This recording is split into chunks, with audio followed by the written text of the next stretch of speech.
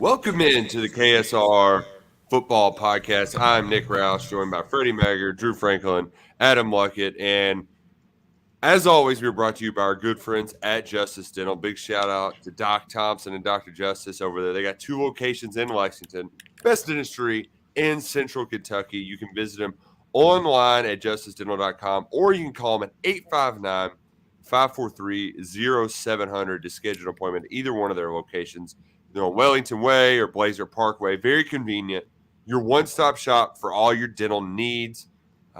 When you're picking your insurance for next year, your dental plan, just go to them. Make sure you're covered because they will take care of you no matter what problems you have. We're big fans of Justice Dental. They're big fans of the KSR Football Podcast. And none of this would be possible without them. So a big shout-out to our friends at Justice Dental, and a big shout-out to all of us for still being well enough to talk about sports because, Drew, it's sucked. It's really sucked. I think you might have cursed us when you became a married man. I don't know. Like, we got to call the attorneys and get an annulment. Like, what the hell's going on here? In all seriousness, I love my new wife. She can probably hear this. But if the Titans hadn't won on Thursday to just give me some kind of happiness, we would have already wadded up that paperwork, and I would have assumed that's what's gone so bad because everything is bad right now. Everything. I mean, the on the court, on the field, the talking, the speculating, it's all negative at the moment. And it's not where we need to be Governor's Cup week. Not at all. Not at all. Freddie? I don't know what the hell's going on here. Can y'all hear me? Yeah. We can hear you great. Can you hear us? I can't hear. Hold on. Talk again. Check. 1, 2, 3. Hold on. I can hear you through my computer. But my ear thing, I can't hear a thing. Well, it's okay if it don't work. If you can hear us on the computer, it don't matter. Stupid. I'm going to take them back. What were you saying? We're talking about how everything's great. Everything's butterflies. Yeah, everything's and rainbows. wonderful. Just peachy. You couldn't watch the game last week. Did you watch any of this game? Were you able to? Every snap. 100%. Okay. Every snap. Were you encouraged by the heart you saw out there? Because the Cats, they did show some heart in that 16-6 loss to Georgia. Heart, desire, want to, yes. Defense, everything, yes. Offensive execution, no. 3 points, less than 300 yards. I'm hearing a bunch of moral victories this week, but you still only scored 3 points. And should have scored and could have scored many more without red zone turnover. Again, that's 6 for Will Levis. That's too many for this team. A 2-point play that, a fade into the boundary looked like it was hurried, much like the McLean run last week. So offensive efficiency, no. I'm sorry. I needed to see more. I know it was an improvement. And Thank you, Freddie. Thank you. The offensive line played much, much better, the best game of the year.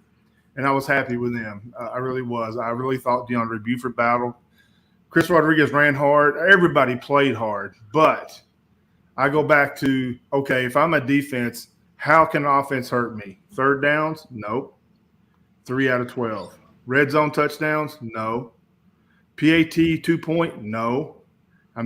Field goal? No. You can't hurt me.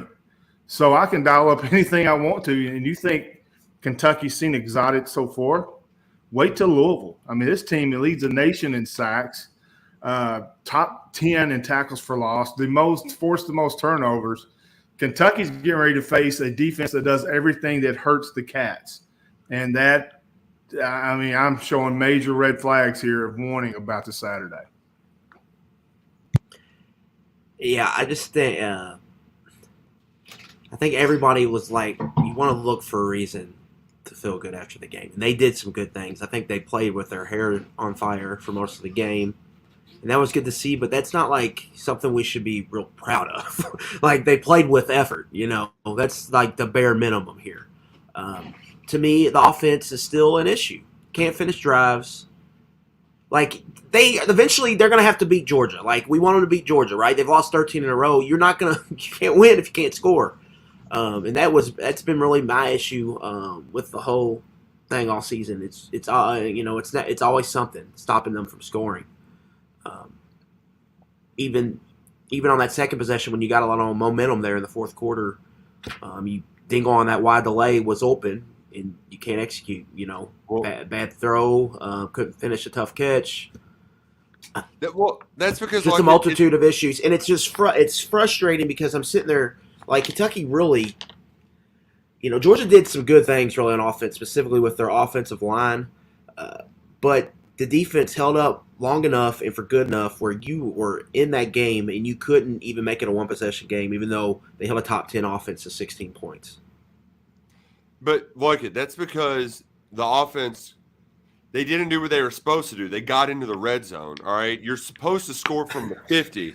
First and goal from the 10 is bad, according to Rich Scangarello. Like, this guy, Red Zone Rich out here, like, dude.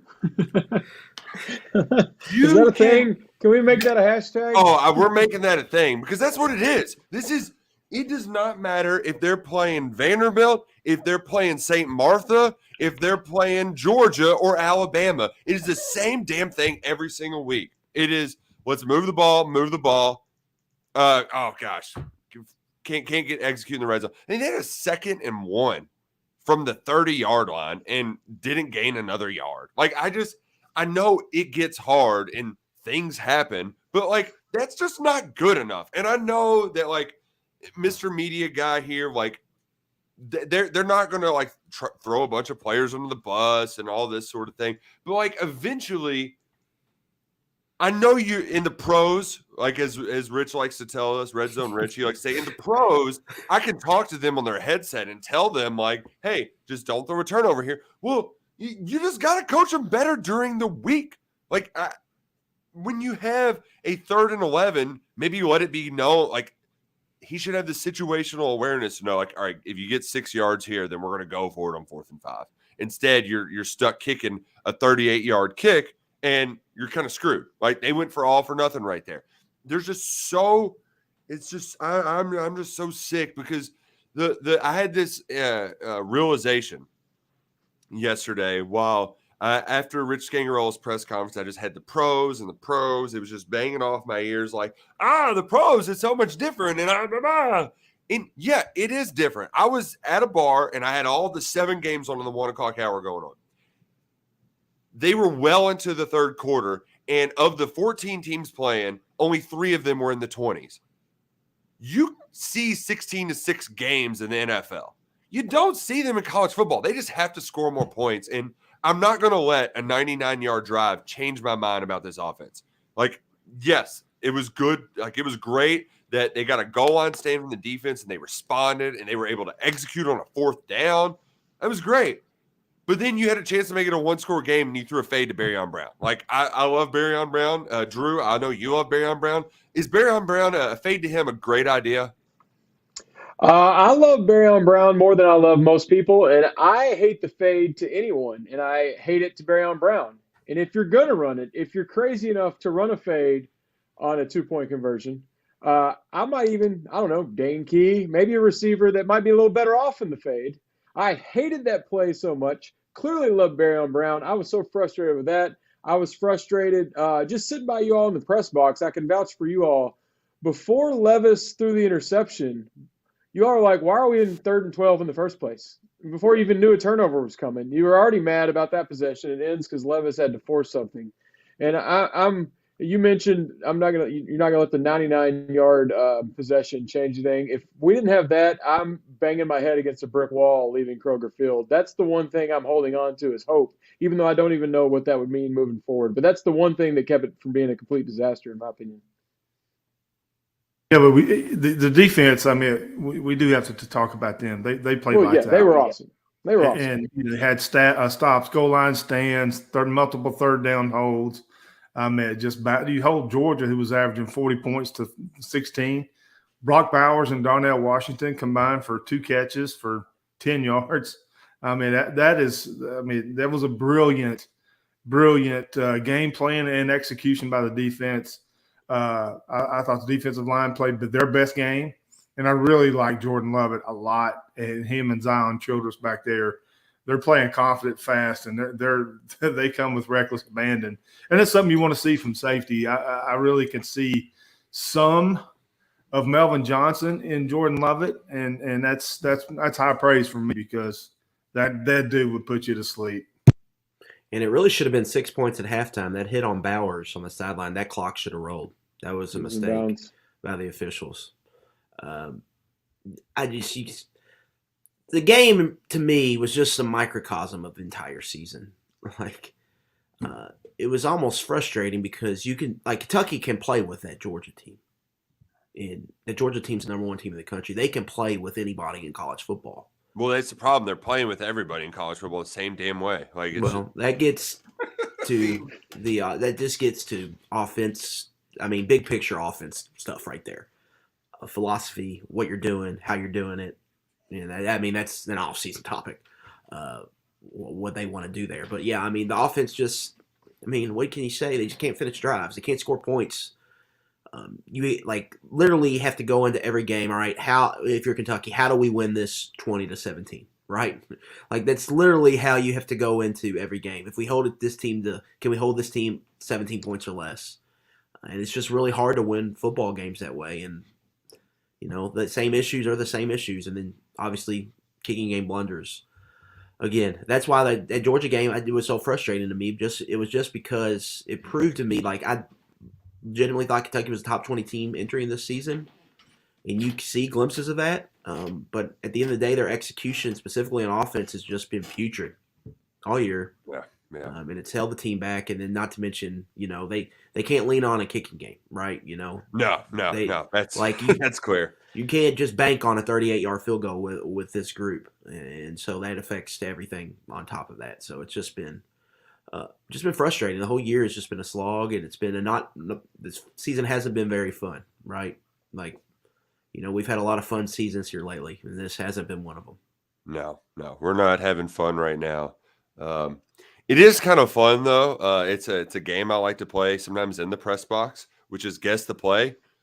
Drew, do you know what my favorite play is that Kentucky runs? I'm going to guess first down run or second down run or maybe third down pass. Oh, it's a combination. It's run, pass. It's going to be one of the three. How about the red zone false start? That's a favorite of mine.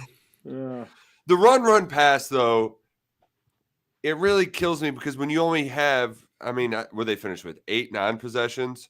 8. Both teams had 8 possessions. 2 of those they had 3 straight 3 and outs. You can't just either drive to the 30 or 3 and out it. And I don't know how the defense, once again, you're right, Freddie. Shout out to them. The fact that they only gave up 1 scoring drive when Georgia, I even had the defense breaks, the damn breaks, as a heading in the postgame thing because you could just see it, you could feel it coming, and for them to bow up and get that 4th down stop, that was enormous because it's easy to see that kind of slipping away.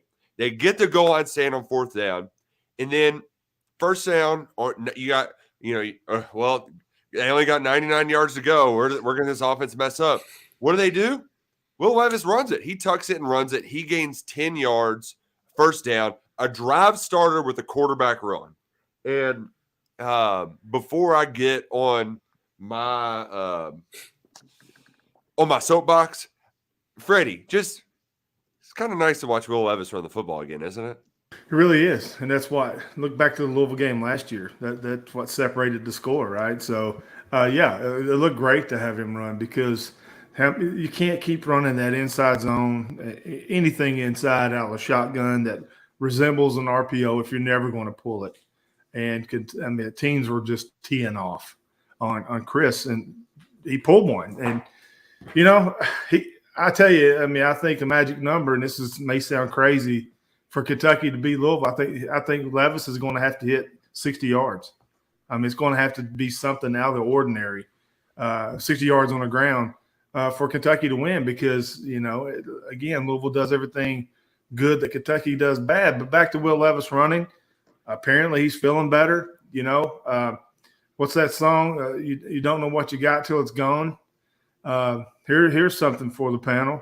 What if Bo Allen would have been available? And when Will Levis got hurt, Bo could have fit in for 4 games until Will was healthy enough to come back. So that's something I don't fault Bo for transferring. I don't fault anybody in that. But man, he would have been valuable to have. To run that offense. But, yeah, Will Levis, if he doesn't do some magical stuff on the ground on Saturday, Kentucky's in trouble.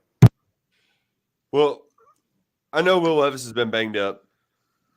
He has been. But long before he was getting sacked 17 times a game, Rich Scangarello said he's not running him. He was never going to run him until he had to run him, until he was coaching for his job. This is the first time Will Levis has had double-digit rushing yards at all this season. He had 113 in that Louisville game last year. Against LSU, that was – Liam Cohen didn't want to do it either. These pro guys, they don't want to do it. It's just not in their repertoire. And I just hate the fact that, like, Will was feeling better so we could run him now. It's like you weren't going to do that. You were not. Like, you used that injury and his multitude of injuries, which, yes, he is injured. He's been hurt. But they've been using that as an excuse, and it's just a bad one. It's a very bad one. And what it comes down to is right back at the heart of all of the offensive problems. It's this stubbornness and unwillingness to do what's best for your personnel, to be able to scheme around things. And I'm getting blue in the face here, and I'm probably not being as eloquent as I should about this because I've heard so much about how healthy Will is now, and I know turf toe sucks. It does. But by God, I'm sure he would rather run 10 yards down the field than get sacked 17 more times. It is such a like hindsight is 2020 thing. When on September 6th, Rich Scangarello said, we're not going to run him because he doesn't have much shelf life.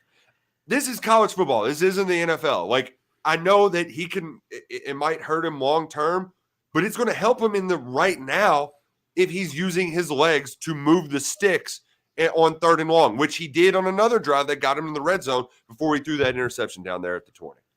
Yeah, I just think the whole making him a pocket quarterback to protect him was just a gross miscalculation. You'd have to be careful with Will because he is a kamikaze runner, right? He's putting his body on the line. But sometimes it's easier to protect yourself as a ball carrier when you're moving forward rather than sitting back there as a lame duck, especially one that doesn't have mobility where they're teeing off on you. I mean, let's call it like it is. Rich Scangarello came out Ole Miss week and said, bring on the blitz. Ole Miss brought the blitz and got the quarterback hurt. So, I mean... when you put it that way, that's the first time I've actually heard it put that way. So, I mean, this can be a convenient excuse. You messed up here, like not using this as a weapon. You screwed it up, and now you're trying to go back to it late. And like Freddie says, hopefully they can find something here. But they took away one of his biggest weapons and what would have been a huge weapon for the offense and this offensive line. All right, move in the pocket, rollouts, design quarterback runs. You know what helps an offensive line struggling? That when you can get the extra hat, when you can have QB run, especially with Chris out. That should have been, I thought, a big part of the offense. In hindsight, they tried to turn him into Joe Burrow, and Will Levis is not, like, even if Will Levis is a success in the NFL, he's not going to be that type of quarterback, right? He's just not going to be he's Josh Allen. Yeah, he's going to have to move around, and maybe like down the road he can get there, but he's just not there in his development right now. And I just think they took away a big weapon for the offense, and how they handle that, I just thought was a bad miscalculation. I mean, we can go back to media day, I'm not worried about tackle problem. I have protection schemes that will work. Come on. Yeah. And it didn't. How did you – I just think they made some miscalculations here, and I think they paid for them, and I think it has that's kind of been a domino effect to the putrid offensive results we've seen throughout most of the season. And then when Levis in the past tense, ran the football, moved the chains, that's some of the most momentum-building plays that Kentucky has had. They feed off of it, yeah. Yeah, the offensive line gets juice from that. So do everybody else. Get your receivers excited about blocking. I mean, it just gets the crowd into it. And I think, a lot of times the offense didn't have that, life to it. And it's because, you want this guy to be a pocket passer, and you drop him back 10 yards with 2 unproven tackles, you're going to get him hurt more so than running the football. So, I don't get that decision because not only is it productive on the stat sheet, it gets the players juice, and that's something that we've seen lacking without the big plays. Kentucky's not had a lot of big plays this year. Yeah, no matter what level of football you're at, it's it's personnel, it's players over plays. Like, what can your players do well? What fits their strengths? And that's what you have to do. You cannot be stubborn about running like your system. It's what players you have and what they can do well. And I just think they didn't do a good job of evaluating what they had on the roster and leaning into that. They tried to do a certain thing and it hasn't worked. Square peg round hole is what this whole thing has felt like. And it's gotten to us where we're at. I mean, you can make the argument this is the worst offense of the Stoops era. And with the talent on this roster, it should not even be close to this. But that's bottom line. It's a results of business, and that's what it is.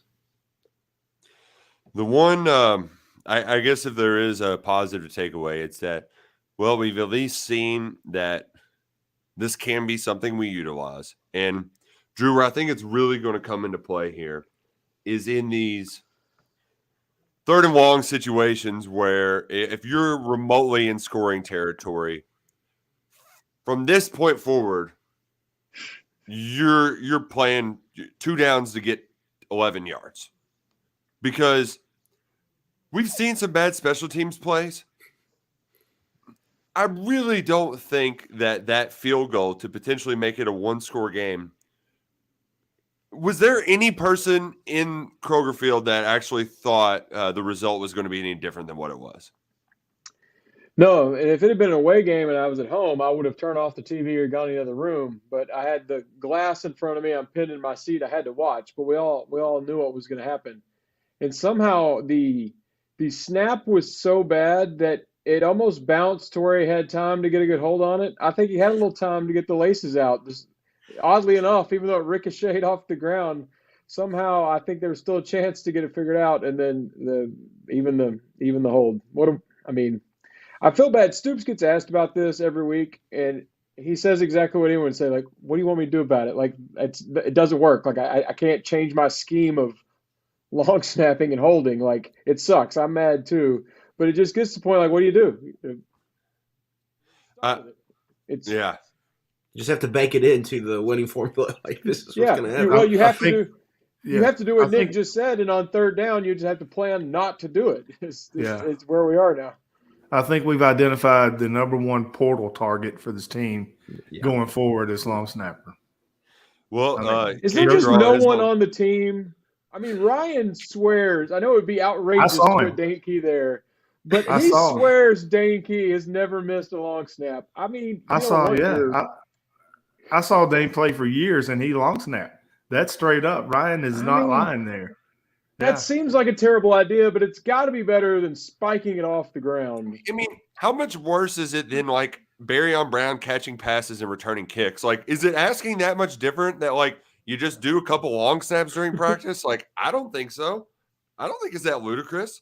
He's a jack of all trades, does special teams and also catches passes. Next year, the snapper's probably going to get an NIL deal if he's good. This is where we're at. And everybody is going to know the kicker and snapper's name next year and talk about that. If it's a normal operation, right? Normal, like, consistently make 35-yard field or get the operation right for a 35-yard field goal. It's a wonky year, man. What a slog this has been. Yeah. I saw a kid at Corbin on Friday. He's committed to Eastern right now, kicker. And he is very, very good. And it was snap, boom, bow. I mean, it was gone and it was up. I mean, it was something to watch on Friday. I mean, so that's what that looks like.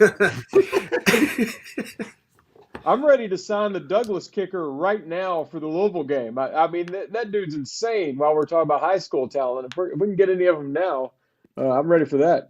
It is funny. Like, we mentioned it a lot after Austin left because he's an all-time great, right? And was super clutch. But, how much you take a kicker for granted. But think about the Kelly Masons of the world that we just completely overlooked. Who is the St. X kid? Thomas? Justin Thomas. Yeah, not the golfer, the other Justin Thomas that had, one mistake in 4 years. Like, Jonathan Thomas. Was Tristan Yomas? Was Yomas a long snapper? Yeah, Yeomans, he was on. Like we Yeah. we took a lot of those guys for granted. And long snappers, we're sorry. Like we this is on us. Like this That's is us. like all Hand of up. the That's us. we messed up. We should have given you all more credit at the time.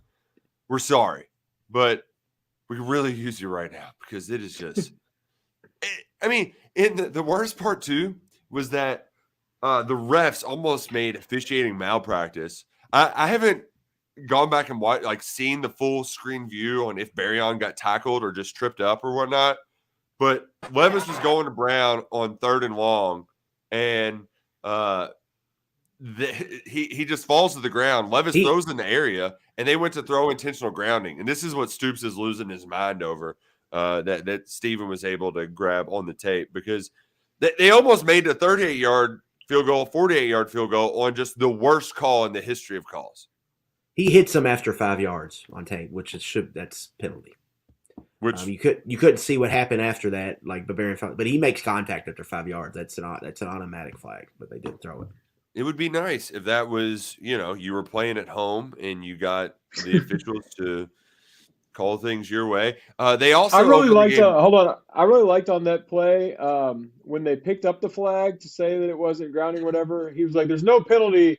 The receiver just got leveled by the defender. That's why he wasn't in the area." It's like, Is that not a penalty? Like, you just gave the definition of pass interference while explaining why it's not a penalty. And that also gets to the silliness on special teams that we got. And it was more bad officiating. And that Brian was asking, like, what the hell was happening with the opening kickoff flag? Has anyone ever seen a call like that on an opening kickoff? And Barryon just went to shield his eyes because he was in the weird, like, only part of the field that had sunlight, and they called it a fair catch. I don't. It was not wise on Stoops' part to try to get that overturned because they just wouldn't. But I also don't know, like, nobody thought that he called a fair catch except for the one official was the only person out of 60,000 at Kroger Field that thought that Barryon Brown was calling for a fair catch. It's so us that we're hosting the number one team in the country on CBS. And, most schools, they'd pull out all the stops, lasers, smoke bombs, everything they got. I don't know why smoke bombs is fancy, but we start off with this ridiculous penalty that killed what little energy we had to begin with. It's like we're starting off this huge game with everyone's asking, well, what's going on? Why are we already replaying? Why is it dead? And we hadn't even snapped the ball yet. Biggest game of the year. It's frustrating. Yeah, about as frustrated as Mark Stoops is on the sideline, just absolutely laying into the refs. And guys, I don't know if all of y'all were listening to the Mark Stoops show tonight, but we got a small taste of this angry Mark Stoops on the call-in show. And it wasn't, a caller calling in and asking him, like, hey, what's it like to be in a profession where you get raises for underperforming, which a caller did. And I'm sure he felt pretty proud of himself for being boom roasted. Stoops took the high road on that one. But Neil got brought up. And we can talk about the contract some more in a little bit, but when Neil was brought up, Mark's like, he was asked if he's got the full support from the administration. He said, we've got plenty of support. But it eventually led down the road to my biggest recruiting job is the players we know, the players we have. He raised his voice. He was very upset about. And he's like, well, what are we going to do about it? He's like, we knew about players getting paid before it was legal, and now they're trying to steal our own, which if you want to know the fun one that I've heard, it was N'Kobe Dean. That was the big one I heard pre-Nell. But, like, that's the – Stoops is very, very, very fired up right now because he's now in a world, Freddie, where he's got to recruit – his biggest recruiting class is the one that's already on his team right now. Yeah, 100%. I mean, Barryon Brown, Dane Key, Alex Safari, the Wade twins, Dion Walker. I mean, you go on and on. There's some dudes that are freshmen. Absolutely, it's the most important thing is to keep those players on campus. And NIL and the transfer portal come in at the same time, I think, just turned the world upside down, and we're seeing that now. But I think December is going to be the wildest month we've ever seen in this whole thing. So, yeah, I mean, at the pregame show, I got a little upset too when I'm seeing fans with Georgia players' jersey and their last name on it that they obviously bought at a gift shop somewhere. And I've not seen that at Kentucky yet. Nope. Georgia's big jersey school. Ain't they? Yeah. So, I mean, I think the future of recruiting is tied into NIL 100%. I mean, and it's hard to go into a living room asking kid A to take $80,000 less than, what Coach B is going to give them. I mean, it's hard to do. And, I could tell, I don't know, I'm not speaking for Mark Stoops, but I was frustrated for him because I understand what's going, I understand what he can't say, whatever. I've not talked to him about it. I'm just guessing. I shouldn't say I understand. I'm guessing what's going through his mind, but I'm frustrated too. I'm as tied in as anybody that I know, and I'm still confused about it. I mean, it seemed like, okay, this is what we want, but then it died back down again. And Mark had to ask for money again tonight. I mean, that's got to get old for these coaches when you have an 85-man roster that are all free agents. And there's nothing illegal going on. This is legal now. So, and if there was something illegal, what do you do? Who you going to call? Ghostbusters? There's no police. That's a well-ran organization. So, yeah, I can tell it has to be frustrating for programs that don't so much embrace NIL or have embraced NIL from the beginning, and those that are all in. And I think the recruiting rankings, and you two are more dialed into that than me. You're going to see that peak in the diagram, and it's going to be all the programs that are heavy pocketed in NIL are going to be your top recruiting programs. Yeah. Freddie, how did it feel to see Ringo get that interception after we saw the Ringo jerseys walking around KSR? I mean, it was poetic. That helped. That helped. There's a line of 100%. Ringo jerseys lined up to buy beers at KS Bar. Drive to the stadium, and there he is getting the interception. It's like, oh, that's how this works. I would drive to Fayette Mall right now to buy a DeAndre Square jersey or a Jagger Burton jersey or a Jordan Lovett jersey. That would be my Christmas gifts, But whatever. I mean, wouldn't you buy the guy's jersey who sealed a national championship for you? Yeah. And here's the thing, too. When Fanatics rolled out this thing, I got a lot of blowback for UK because they weren't on the initial list. And they said, we're going to be. They just don't have inventory yet to put in our jerseys. And they finally released it, and it's just T-shirts with names on the back. And, that's just not – this is not the same. It just is and it's very, that's what you come to expect, it. 2 steps behind. Yeah. I mean, we're the Dollar Tree version of everything. The whole concept of, let's sit here and wait. NCAA will fix this. Like when NIL first came out, that was kind of what we kind of heard was, that was stupid. It just wasn't there's no fixing anything. It's wild, it's the wild, wild west right now. The NCAA isn't a thing anymore. It's just a body, an empty body, a soulless body in Indianapolis. Everybody's out here doing what they got to do. And to get the best players, you need the money. And so, got to have it there. If you don't, we're seeing what we're seeing. And for Kentucky right now, they kicked ass in the 2021 class, 2022 class, the Barron Brown, Denke class. They kicked absolute ass in that class. And then even a guy like Josh Caddis, I mean, they've got dudes up and down that class. And that's going to be, if you could keep that group together, they're going to have a chance to do some special things as long as they find a quarterback to play with those guys.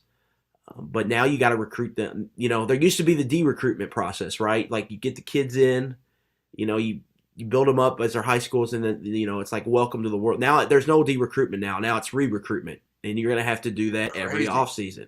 And it's just the world we live in, and Kentucky they're going to have to fight tooth and nail probably here to keep some of these guys, and it's going to be very, very important to keep most of these guys together to continue their forward growth and to have a bounce back after what's been a tough season. It's got to be exhausting. It used to be just get them to signing day. If we can just get them to signing day, we got them. Now I feel like every morning you got to wake up and make sure they're still in your locker room or at least wanting to be there. Well, and from everything we've heard too, Kentucky's felt comfortable about keeping together a lot of this stuff, but like it's very tenuous. I mean, like you said, Drew, it can all change just like that. So I don't know exactly. Like, do we have a date that the portal opens? Correct? Is it the Monday after? Yeah, it's December. I think it's December 5th, which is that Monday after the season. It's either the 4th or the 5th. You'll either open Sunday or Monday. I think it's the Monday. They'll at least give teams the day after conference championship games, as Stoops says, to get your arms around guys, to re-recruit some more. The portal, as Stoops said, like it's going to be chaos. And you know what else is chaos right now is we are in the middle of Feast Week. We're in the middle of World Cup. We're in the middle of college football rivalry week. It's the perfect time to get in with Prize Picks. Download the Prize Picks app right now. If you haven't done it, like, come on, what are you waiting on? We've been telling you about this all year long. Prize Picks is a wonderful way to get a little extra action in the game. They're available in most of the U.S., including the Commonwealth of Kentucky, where you pick a couple players, you say you want more or less their total, you parlay it together, bada boom, bada bang, win some buckaroos. And this week, Thanksgiving week, Justin Jefferson and the Minnesota Vikings, they're playing on Thursday night, Thanksgiving night at 8:20. If he gets one receiving yard, that checks a box for you in your parlay. They're giving you an easy square. Easy. You just got to pick one more person to go either over or under their total. So download the Prize Picks app. Use the promo code KSR when you do it. They will match your deposit up to $100 when you play for the first time. That's promo code KSR at prizepicks.com. So much fun. Like it really is a wonder. Like you can just turn on sports all the time. And like I was watching Louisville lose earlier. They're really good at losing basketball games. That was free money. Bellarmine, the Knights, they're playing at Krzyzewskiville. I actually know somebody that's sitting behind the bench down there at Cameron Indoor. They're fired up for that. I even went to Shenanigans earlier, like to kind of get people, to really get in the mood to get the channel of the Bellarmine Knights tonight. But we have World Cup. That sucked. That sucks. That sucked. Everything sucks. Let's just say it. Everything sucks right now. Whoa. One thing doesn't suck. Fred, did you watch the Tennessee Volunteers Saturday night? Oh, I did. At first, I hate that for Hendon Hooker. I hope he's okay with the draft. Great kid. Was not a kid. He's older than Adam. A great mid-aged man. Which Adam? But yeah, Adam Sandler. Yeah, I hate that for him, and I hope he's better and pray for his recovery. But they were losing that game either way. The South Carolina just came out of nowhere and pounded them and embarrassed them and ran up the score. They ran out of fireworks. So Mr. Run It Up ran up on his ass. Oh, it was 63 points. And it, Josh Heupel had to go down in a ball of flames, getting 60 burgered on him. He had to because he's the football gods weren't going to let that happen. I'll circle back to Kentucky. South Carolina scored 63 on Tennessee, and how many did Kentucky score against that pass defense? 6 in the choir. We were feeling good, Freddie. Why you got to bring us down? I will say, I don't mean to, but yeah, it was good to see Tennessee now out of the playoff. So good for them. I will we all want to beat Tennessee. I could never see Kentucky hanging 63, winning a game like that. That's probably how you're gonna have to beat Tennessee. You're just gonna have to jump out on them, get a lead, and just put your foot on the damn gas and not let up. And it's hard to see Kentucky doing that. I hate to say it, but and I just But Marcus Satterfield can. Of course, it had to be Beamer, and so we're gonna have to hear about that for a long time. But you got to credit them. If y'all are done having babies for the next year, then it's you two back at media days. That means I'm not going to have to suffer through Vanderbilt and South Carolina at the podium. So good luck to both. I was not. I didn't even know. I just hated here this whole season. I really just hated here. While most of us were celebrating Tennessee, Luckett was not in a good spot. I think he was not enjoying Beamer having his moment whatsoever. Very, very conflicted. It seemed like. Here's a positive though, Luckett. Kentucky fans should not get their minds changed about Coach Rich after a 99-yard scoring drive. South Carolina fans, they can have their minds changed by a 60-point game against number 5 team in the country, and they should. Yeah, absolutely. So he was the hottest seat in all of offensive coordinators. He's staying now, and I think that's a general net positive if you're competing against them in the Eastern Division. Yeah, and that win pretty much takes Kentucky out of Tampa. Yeah, Tampa's not going to happen. So that's out of the question. So, I mean, anything else after that I think is on the table bowl-wise. So, who knows? Like, it's going to be hard. Like, we're not going to know until it's announced right now, it feels like. If they're 6-6, we might have a better feeling. But yeah, that's what I'm on the Vegas train for sure. But, you have to credit South Carolina. They had the national stage and put it on Tennessee. Yep. Yep.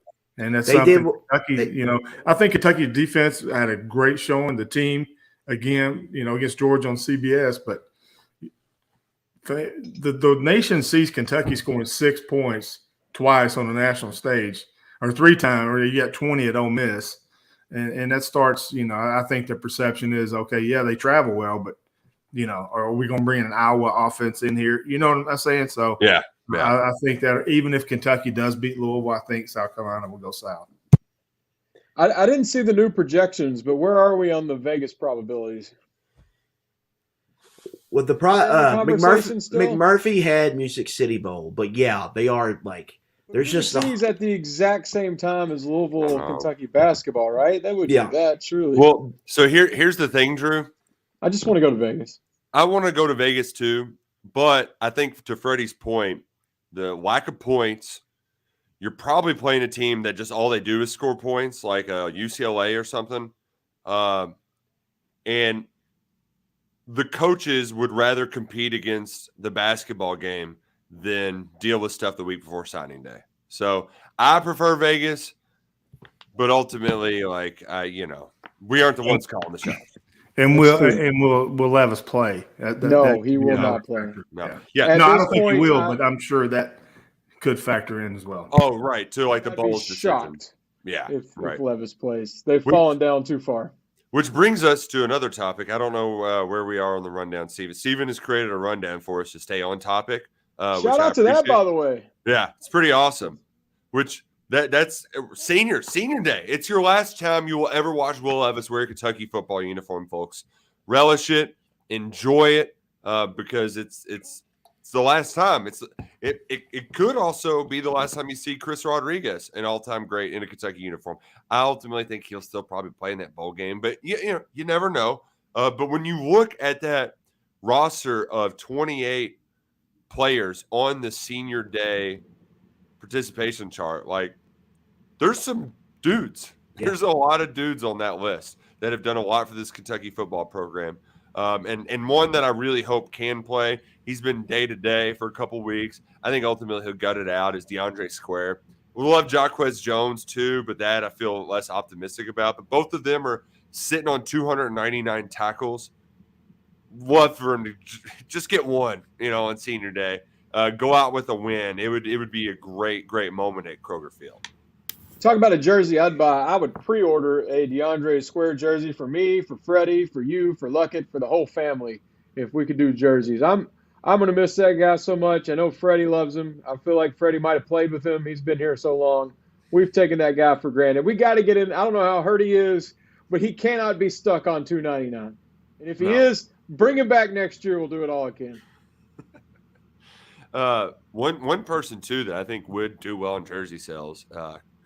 Chris Oates is going to go through senior day ceremonies, and folks, if you're going to the game, just get there at 2:30 and bring a box of Kleenex with you, because it's going to hit you in the feels, and I'm going to tell you about it. You're going to be prepared for it, and it's still just, I'm just getting choked up thinking about it. It's man, what that guy's been through, how this team's supported him and rallied around him and not forgotten him. That I'm looking forward to seeing Chris have a moment like this, because I know it's when you're in a fight like that, a daily grind like that, just emotionally, mentally, it wears on you, and it's tough to stay motivated. And days like Saturday can go so far to helping him reach his end goal, to have to live an independent life. Yeah, to me, it's a kind of the final send off. Well, that 2018 class was just a really good class for the program. McCall, Kennard in the NFL doing their thing. Chris Oates obviously was in that class. You got Terry Wilson, came in and kind of shored up the quarterback position so that 2018 team could go on a run. Chris Rodriguez was in that class. Kenneth Horsey in that class. Max Duffy in that class. Like, there was a lot of good football players. DeAndre Square in that class. Brendan Bates in that class. Just a really, really good class there, and it's just kind of the end for that group. And they've had a couple of 10-win seasons, Freddie, and I can't think of a more perfect send-off than, despite hitting some adversity, to go off and just beat Louisville's ass one more time. Yeah, that would be the best case scenario, obviously. And I think I saw we're going to talk about Louisville next, but I'll never forget Chris Oates and DeAndre Square as true freshmen. How different they looked walking down the hallway to meetings and to practice when I'd see them in the facility to the end of the season. You could just see their confidence grow as young men as they were playing a lot as true freshmen and have an impact. So, I think it's wonderful that UK is going to honor Chris. My hope is that we will always honor Chris and continue to honor Chris because he's very deserving and we love him. But, this class, DeAndre Square, love that kid. And Ty Asian doesn't get enough mentions as far as what he's contributed. Mm-hmm. He's thrown in a bunch of tackles, some interceptions, and some pass deflections. So this is a tough day for those seniors, and it's a lot of emotion to go through. And especially with UK honoring Chris, I think it's going to be super emotional for this group of 28 and for how many people are in the stands because it's going to definitely impact all those that can be there to watch. And my hope too is that it turns into positive energy, that they can really just take it out on Louisville. I did want to let's spitball some memories of some of our favorites of these guys before we move on to Louisville, because when you mentioned Ty Asian, Freddie, for whatever reason, it's like when you play the Rorschach test, like here's an ink blot, what do you think? Every time I think of Ty Asian big plays, I think of his first one. And it's like the most overlooked play ever, but he got a pick against Mississippi State in that rainy game back in 2018, and it was like 7-7 the whole way. Kentucky scores to go up 14-7, and then he gets that pick on Nick Fitzgerald, and the next play, Benny Snell goes like 45 yards to score a touchdown, and then it's just a freaking party at Kroger Field. Love that moment. That was very underrated game in the Stoops era because it really got things turning in a game where you were fighting fire with fire, and Kentucky was able to out physical a Mississippi State team. Like Jeffrey Simmons is making plays for your team now, Drew, and is a badass. And Kentucky was just like, all right, we see you guys, and we're gonna bust some heads right back at you, and we're gonna beat you at your own game. DeAndre Square last year, Citrus Bowl, come back off the bench, make some plays, and then seal the game with an interception. He's on crutches after the game. For me, it's Chris Rodriguez run against Georgia. I think Drew talked about that on the radio show today. This last week. That was awesome. He got hit after a yard or two downfield and carried 8 defenders about 15 yards. I think NFL that defenders sums up his career. He is one of my all-time favorites. I'll just go ahead and say that. Chris Rodriguez Jr. is one of my all-time favorites that I've ever watched at Kentucky. And I can remember Sonny Collins playing. I mean, I can go back that far. Man, you're old. I am old, but yes. I mean, Chris think Chris is my all-time favorite running back. And I just love his physicality. I love his smile, his attitude. Love his heart. He's a great, great kid. He's not a kid. He's a young man now, but he's one of my all-time favorites and my all-time favorite running back at Kentucky. And I think he's going to have for Kentucky to win, he's going to play a big role Saturday. Yeah. They're going to have to run it right at that aggressive defense. When you look at Clemson, the success they had against Louisville, it was because they got their downhill running game going. So he's got a chance, I think, potentially to have a pretty big game here, his final game there. So he might be able to have a hell of a send-off if everything goes to plan. And that's really the beautiful part of this game, because Freddie's alluded to it a couple of times. The Louisville defense does what the Kentucky offense hates, and that's they hang around, they blitz your brains out off the edges, and then they create turnovers. So it's a close game. Into third quarter rolls around, they get a pick six, they get a fumble, and then a bunch of crazy stuff happens, and all of a sudden they got a 17-point lead. But as Luckett said, if you go back and watch that Clemson game, Freddie, there's a run of Will Shipley. It reminded me of the game last year where it's just like there's nobody in the middle of the field because they're bringing all this pressure off the edge, and he just has to make one guy miss, and it's a 40-yard run. Will Levis and Chris Rodriguez, if you catch them at the right time, they can gash this defense through its heart.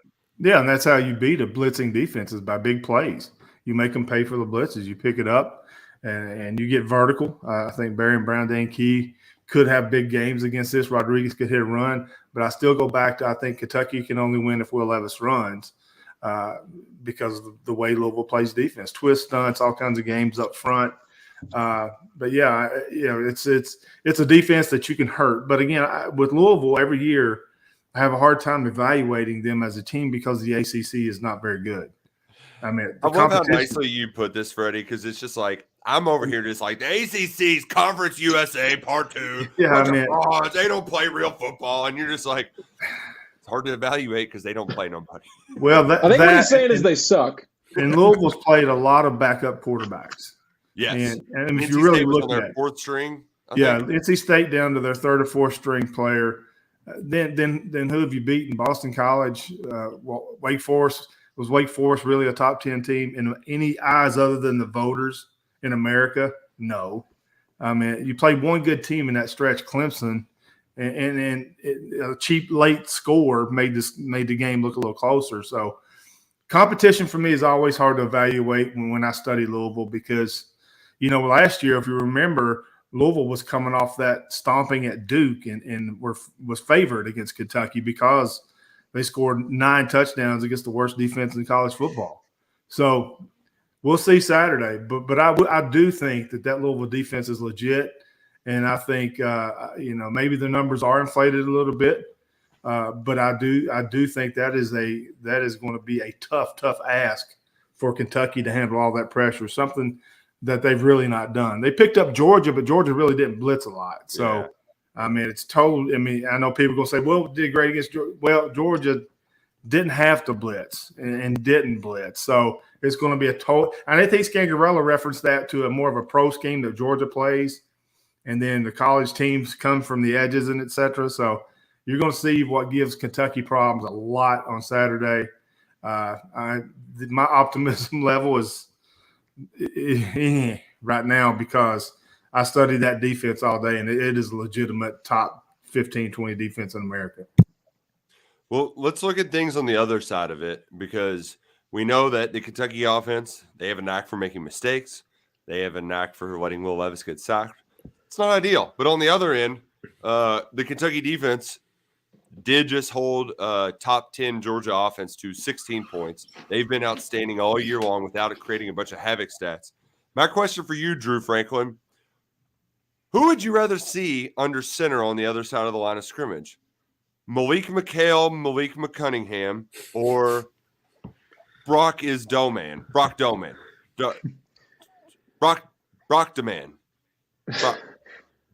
Doman.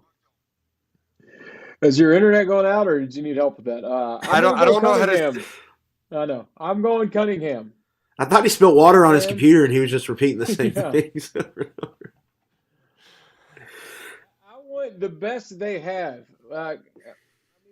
Yes, the matchup isn't perfect. And we, like Freddie said, we don't know really how good they are because the ACC plays a different level of football. But I'm still pretty optimistic about this game simply because a lot of the stuff that I think goes wrong for Kentucky is just not getting up for games. I actually listened to all your podcasts because I didn't see the Vanderbilt game. Also, shout out to you all. That was the first time I've ever not seen a game and just read the site and listened. Did a great job of painting everything. Anyway, back to that. Hearing Freddie and his former players, even you, Nick, talking about how players were just kind of sitting on the sideline by the heaters and things like that. That ain't going to happen in the Louisville game. Whether it's Mark Stoops or the fan base, these guys get to campus and they hate Louisville. They might not know anything about Louisville. They hate Louisville. I had the preseason event with Levis. He was all fun and games. If you mention Louisville, it's like he clicked, and it's all L's down this, L's down that. I think Kentucky is going to bring their absolute best because they know what this rivalry means. Heck, 2 minutes ago, I just saw DeAndre Square tweeted a big L's down photo of the whole team. I think Kentucky across the board has better players. They haven't had the season they've wanted, but in this game, they're all bringing 140%. So most of my optimism comes from just a pure attitude standpoint. And in that case, I want the best everything Louisville's got because I'm confident in my side. My thing is, look, and I just don't know who's better. Like, I think Doman might be less prone to making mistakes. He's not great, but he's made a couple big plays. That keeper he had on the read option against Virginia, I was like, man, that worked perfectly. Yeah, it was a good play call. Perfect sell. It was caught Virginia selling out. Cunningham is their leading rusher by about 100 yards if you take out sacks. 11 rushing touchdowns. It's a different offense when he's in there. All year, Kentucky had been great against running quarterbacks. And then Mike Wright happened. Yeah. So that spooks me a little bit if he's back there. Quietly, we've seen last 2 weeks, Kentucky's given up a lot of rushing yards. And what it seems like to me, it's probably going to be Doman. I mean, Cunningham's got a bunch of injuries he's dealing with. I mean, he's got a broken hand. If you can make them one-dimensional, I think Kentucky's defense has a great chance to have a great day if you're making Brock Doman make throws from the pocket consistently. But if you can't stop the run and they can get the play-action pass going, you could be in trouble. And you could give up some points, and it could put a lot of pressure on an offense that hadn't really scored all year. To me, like for Kentucky, I could see this game really playing out like the Missouri game, where the offense just hits on some chunk plays, is able to score. The defense holds its own pretty much the entire game, and then you just win. Then you just kind of hold on late, try to win the field position battle. I could really see it play out like that, but I do think we're in for a slugfest on Saturday. Whether Malik Cunningham's at quarterback or Brock Doman, it's going to be a close game, and then whoever makes the big mistake late is probably going to be in trouble. That's why you worry with this Louisville defense, is because of how good they've been at forcing big takeaways, and it's the number one reason why Louisville is having this season. Turnover margin is pretty finicky year to year. Usually, you don't see teams at the top staying at the top, but you can have a big season when your defense has a year like this. And so I think Louisville's resurgence, to me, is directly tied to all these extra possessions our defense is creating with these turnovers, and they've got a lot of seniors on defense, and they're just playing with a lot of confidence right now. Including one of Jaquez Jones's old running mates, Momo leads Sunogo. them in tackles, yeah. I think Louisville's playing a lot like Kentucky did when the Cats had a bunch of those turnovers in 1 year. Kentucky didn't have the sacks and tackles for loss to match that. Louisville's just been dynamic in that. I think they're going to absolutely blitz Kentucky with everything they have. Why wouldn't you? Yeah, but my question goes back to the transfer portal NIL. I think Louisville sums up two perfect examples for you. Signing a high class like that, top 10 class, close to top 10 class, after being horrible at the beginning, still didn't lose those players. And I think that's got a lot to do with name, image, and likeness. And also, what's the quarterback's name? Doman? Yeah. Doman's played in four schools in 5 years. Explain to me a path how that is legal within NCAA parameters. I'm clueless. Yeah, I think he went, D2, maybe 2 JUCOs, and then Louisville. Yeah, he's had a wild career. But you look at Louisville's roster. Oh, I didn't know it was JUCO. My bad. That makes sense now. Yeah. You look at Louisville's roster. I mean, it's their depth chart. I mean, it's filled with transfers. Exactly. Top two running backs came from Syracuse and Tennessee. Top receiver came from Central Arkansas. Leading tackler came from Ole Miss. Yep. Best defensive backs came from Liberty and Florida State. Starting safety, who's I think their second or third leading tackler, came from Georgia Southern.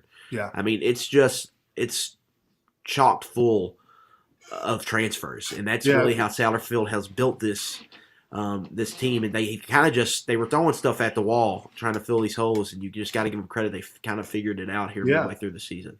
Yeah, that's what I'm saying. I mean, they kind of personify the modern day portal team. I mean, with all those transfers on defense. But yeah, as far as quarterback, Malik Cunningham still scares me. I think he's still a very capable runner. He's pretty beat up, so I don't know if he'll play or not. But the other guy, the one that's been to 4 schools in 5 years, I think he's played well in relief, and he's managed games and not lost games for Louisville. He's on just enough big plays to keep the offense churning. Where Kentucky's not played complimentary football, Louisville has. Yeah. And that's how they won, 5 out of 6? Last week, only 1 offensive touchdown, but they won by 15 due to special teams. Perfect on field goals, kick return touchdown. And that's how they were able to pull away from NC State. It's not – they haven't been pretty, but they're finding ways to win.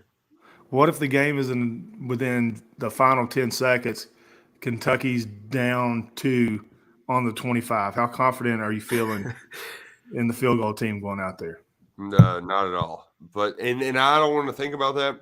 I want to envision a world. It's a world that I've seen time and time and time and time again. It's Malik Cunningham getting pushed to the ground, whining at the officials for not calling anything, and then getting pushed in the ground right after that.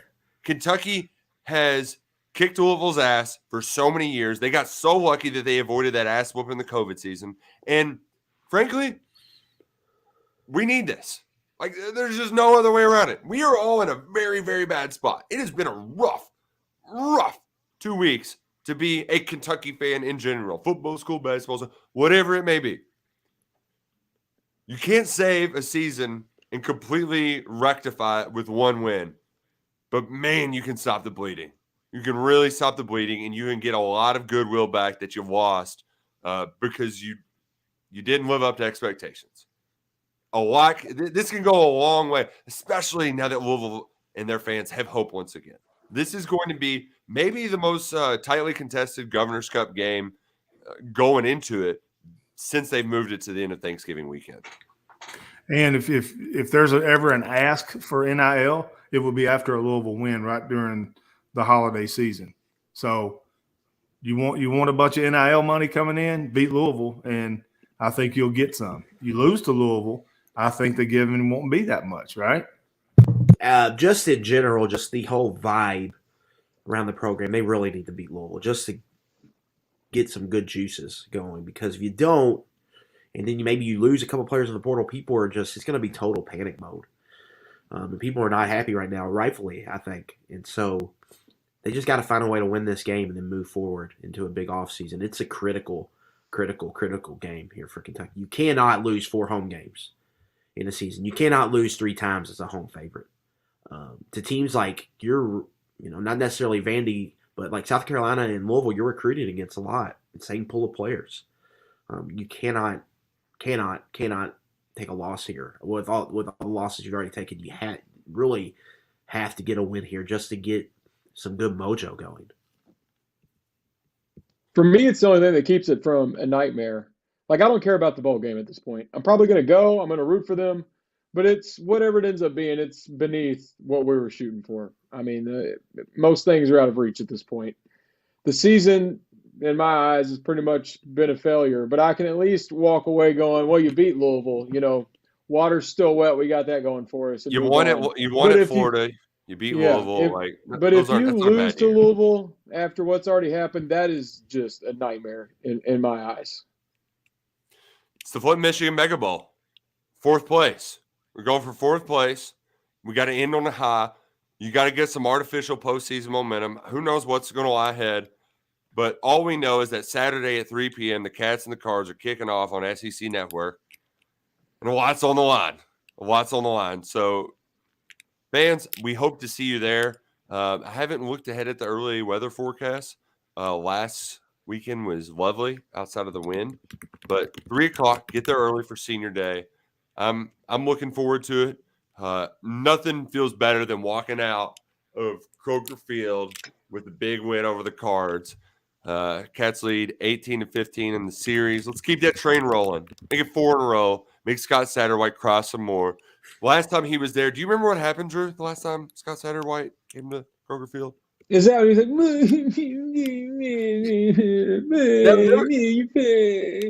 That was his post-game press conference. Yeah. Yeah, and that what he said? I think it was actually a direct quote of, your player number 32, he did this to my player. I think it was that. I'll have to check the transcript, but I believe that's what he said. We'll put it on a quote card. Yeah. We actually should type that out on a graphic. Need Vito for this game. This is the one game they miss Vito. Oh, man, this has – like back in 2014, Hold we were on. starting fights with like the red shirts. Like Vito's like starting to fight before the game, right? This is Look, you're assuming Vito's not going to run out of the tunnel with a bat and just a denim jacket on. Like Vito hates Louisville more than any of us hate Louisville. oh man, this has been fun. I really 60% chance of showers and 50 degrees. I'll be tailgating for all of it. Oh man. Well, it's going to be a blast to watch the Cards get their asses kicked one more time. Man, really need to win on a high. Let's get our L's down ready, and let's get ready for another big Saturday. One final regular season game at Kroger Field this Saturday, 3 p.m. SEC Network. We appreciate y'all joining us on the KSR YouTube channel. We'll be back with more before the Thanksgiving break. Enjoy time with your family, with your friends. We thank you all so much for joining us all season long. But as Mark Stoops said, we're just getting started, bro. For Adam Luckett and Drew Franklin and Freddie Maggard, I'm Nick Roush. Go Cats and go Kroger.